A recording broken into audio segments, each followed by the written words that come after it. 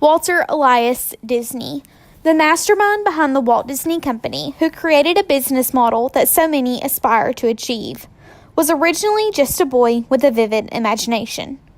Born on December 5, 1901, in Chicago to his parents, Flora and Elias Disney, the Disney family moved to Marceline, Missouri, where Walt developed a love for animals, which can be seen in many of his animated films.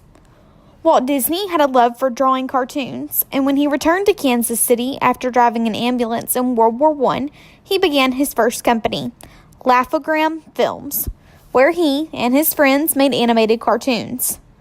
When Laugh-O-Gram Films failed, Walt and his brother Roy moved to California and began the Disney Company in 1923.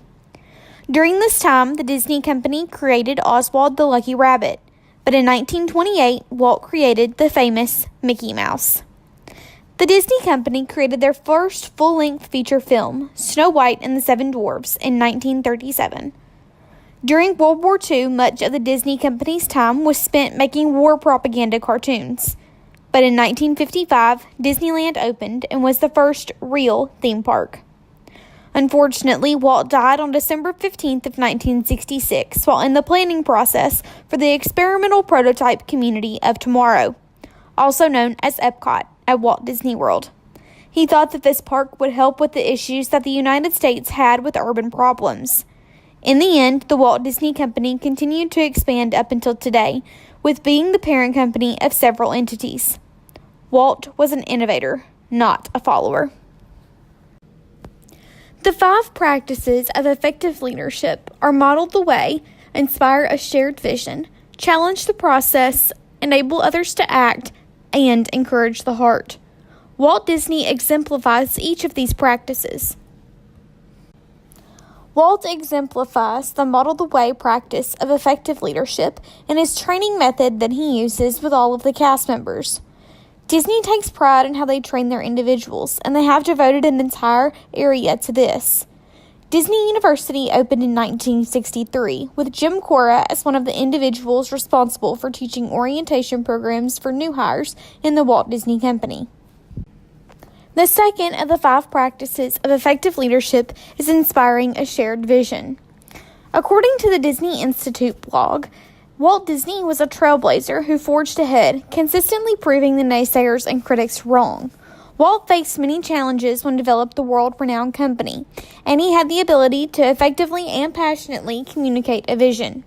This vision is so inspiring to many others. The third of the 5 practices of effective leadership is challenging the process. Walt Disney faced many hardships along the way when developing the iconic company that still stands. When Walt died at the age of 65, Disney was struggling creatively and financially. Walt's role as CEO was up to the board of directors to decide once he had passed away. The decision was made by Stanley P. Gold, who engineered the appointment of Michael Eisner, who served as CEO from 1984 to 2005.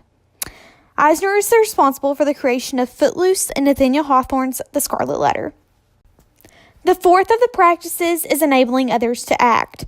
Walt Disney is a fine example of a leader who enables others to act because of his leadership style was very supportive of all of the cast members that worked within his company.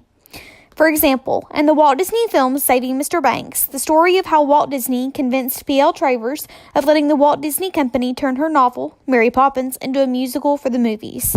Walt Disney at first built trust of P.L. Travers to coax her into meeting with the writing staff for the film, and he gave her the script approval. While Travers was furious with Walt Disney for what he had done to her beloved characters, but in the end, after much convincing, Travers finally came around to the concept that Walt was going to do justice with her Mary Poppins. The film became a huge success all the way up until the recent release of today's Mary Poppins Returns. The fifth of the 5 practices is encouraging the heart. During my time at the Walt Disney Company, during the Disney College program, I definitely felt encouraging the heart. The Disney College program and all cast member participants have the opportunity to earn cast compliments, grape sodas, and 4 Keys cards. Cast compliments are shout-outs on social media about specific cast members. Grape sodas are gifted by one cast member to another, and then 4 Keys cards are also gifted from one cast member to another when doing a task that is specifically related to safety, courtesy, show, and efficiency. Before the end of my time on the Disney College program, I received all 3 of these methods of recognition within the Walt Disney Company, and they have allowed me to receive a reward of seeing Cirque du Soleil live at Disney Springs. This is not something that everyone received, and it's something that people had to work towards.